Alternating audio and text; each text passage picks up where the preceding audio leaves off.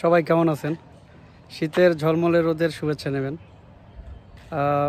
আজকে একটু bank topic নিয়ে কথা বলি, অনেক দিন ধরে বলা হয় না। ব্যাংকের যদি ফ্রড ফরজারির কথা বলেন আর কি, সেটা ম্যাক্সিমাম ক্ষেত্রে 90% ফ্রড ফরজারি জালিয়াতি হয় চেক নিয়ে, মানে চেক রিলেটেড, চেকের মাধ্যমে।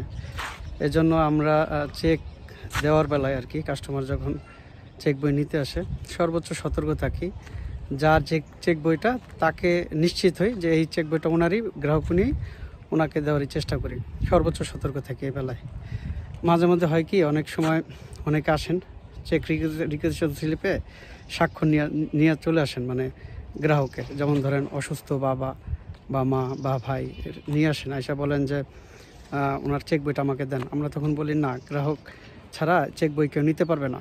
ওনারা তখন আসলে একটু অসন্তুষ্ট হয়, ওনাদের আবেগের জায়গাগুলো বুঝি। তারপরও বিভিন্ন কথা বলে যে কেন দিবেন না, আমি তো ওনার ভাই, বা চেক বইটা দেন। পরে বলে যে উনি তো অসুস্থ, আসতে পারে না, এই জন্য আমার কাছে দিয়েছে চেক বইটা দেওয়ার জন্য। তো যখন অসুস্থ শুনি, সব কিছুর একটা সমাধান আছে, ব্যাংকও চেষ্টা করে সব কিছু সুন্দরভাবে নিরাপত্তা সহিত করার জন্য। সেজন্য বলা হয়ে থাকে যে তাহলে আপনি চেক বই বা বাহককে দেওয়া যায়, সেক্ষেত্রে একটা অ্যাপ্লিকেশন লাগে। আপনি অ্যাপ্লিকেশন নিয়ে আসেন, কাস্টমার অ্যাপ্লিকেশন করবে এবং আপনার সাথে স্বাক্ষর সত্যায়িত করে দেবে। আইডি কার্ডের ফটোকপি নিয়ে আসবেন সাথে করে। আমি নিশ্চিত হই আপনি যে প্রকৃত বাহক, আপনাকে যে সত্যায়ন করে দিয়েছে, এটা নিশ্চিত হই আপনাকে চেক বইটা দিব। আসলে জিনিসগুলো যত সহজে বলেছি, উনি মনে করে যে আসলে জিনিসটা অনেক কঠিন। ওনারা ওনাকে বেশ কঠিন হিসেবে নেয়। সাধারণত অনেকেই অ্যাপ্লিকেশন করতে পারে না, কিভাবে আবেদন করতে হবে ওটাও বোঝে না।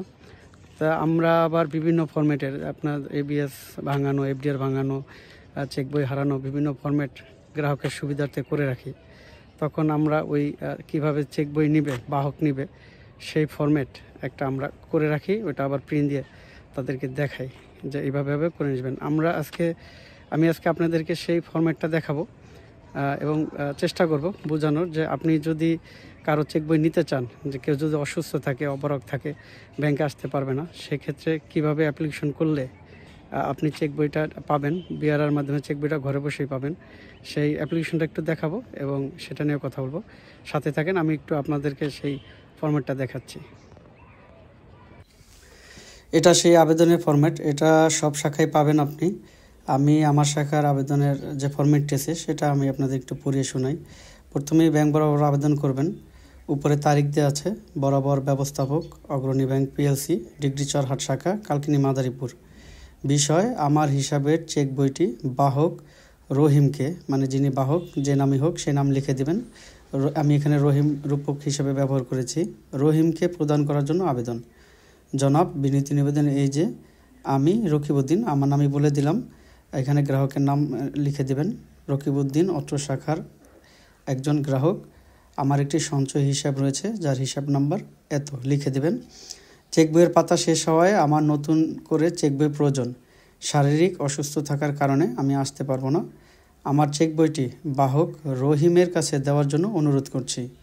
নিম্নে বাহকের স্বাক্ষর আমার দ্বারা সত্যায়িত।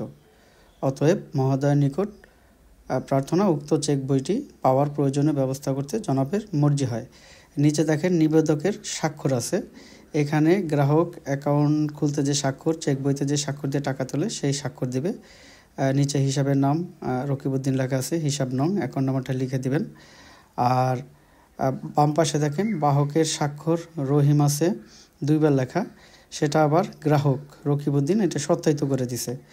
এটা নিয়ে গ্রাহক যখন ব্যাংকে আসবে, ব্যাংকের কাছে দেওয়ার পরে তিনি প্রথমেই গ্রাহকের স্বাক্ষর নিশ্চিত হবেন চেক করে।